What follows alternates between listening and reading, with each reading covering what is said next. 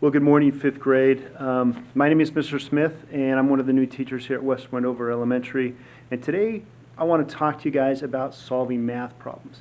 Now, when it comes to math problems, a lot of people, they get really tense and kind of, knotted up inside, and they start to look at a math problem, and the first thing that goes through their head is, what do I do? And they start to feel the room spinning and spinning, and they think, oh, I have no idea.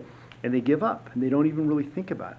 But there are a lot of simple things that we can do when we want to solve math problems. The first thing we want to do is read the problem. Read the problem. Try and identify what it is the problem they are asking you, okay? And if you can identify the issue, then you're ahead of the game. Also realize that you know a lot more math than you know, okay? The next step that you want to do is to develop a plan to solve the problem, or develop a solution.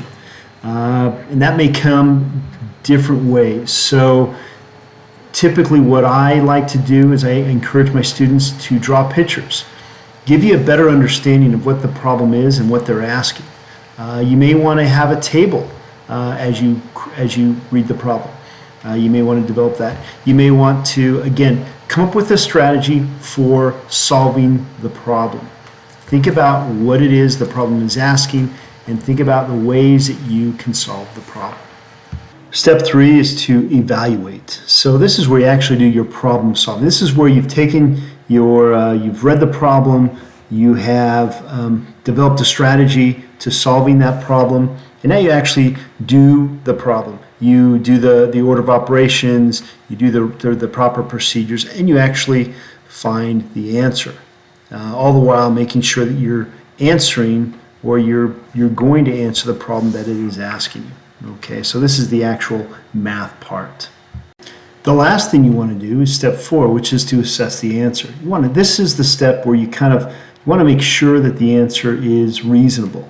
Does it make sense? And so we often think of it as a reasonableness answer or number sense. And so you want to be able to go back and recheck the answer, make sure that it feels like it's a right answer.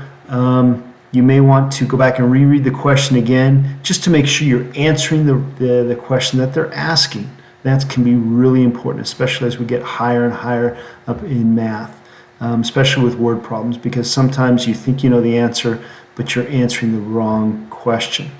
And this is kind of one of those things that is really, the more math you do, the more number sense you are going to get. And already people think, well, I don't have any math sense, but you really do, right? So already you can go to the store, and you know that if you want to buy a few candy bars for you and your friends, you know it's not going to cost you $100. You know, a candy bar is a lot cheaper than a car, for example, right? So you already have a degree of number sense, but the more math you do, the more your number sense will develop.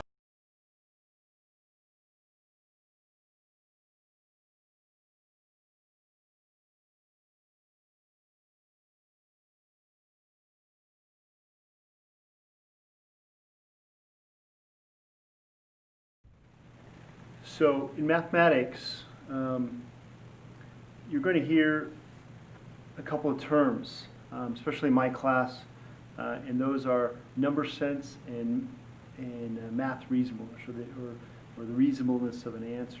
And what we're simply talking about when we talk about math sense or number sense, or how reasonable is the answer, is oftentimes in mathematics people think they understand the problem, and they do the problem, and they come up with a number, and it is just way out there, and it doesn't really make sense.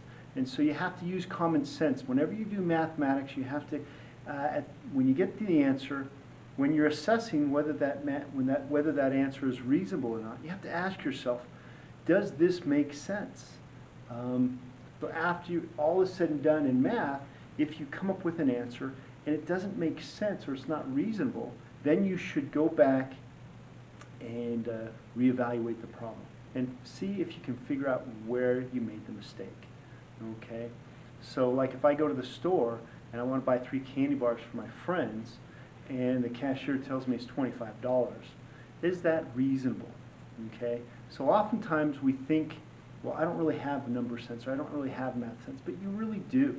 And so you kind of already have a pretty good developed number sense. You just need to use it, okay? So when you go to the store and you want to buy those 3 candy bars, if the cashier says it's more than $5, then you know, hey, something's wrong, you know. Are you sure about that? And you want to ask the cashier to double check it, because it just doesn't seem reasonable. And so as we do math more and more, our number sense increases.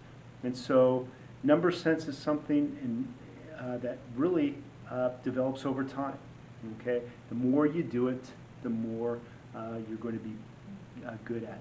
And so one of the things that I like to do when I go to the store is I like to add up things in my head and kind of give myself a ballpark figure for how much things should cost. Okay, that's you know, we're now up to this much money or this much money, and see how close you can.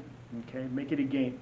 And the more you do those things, the more you're going to develop your number sense, the more you're going to develop your ability to find a reasonable answer.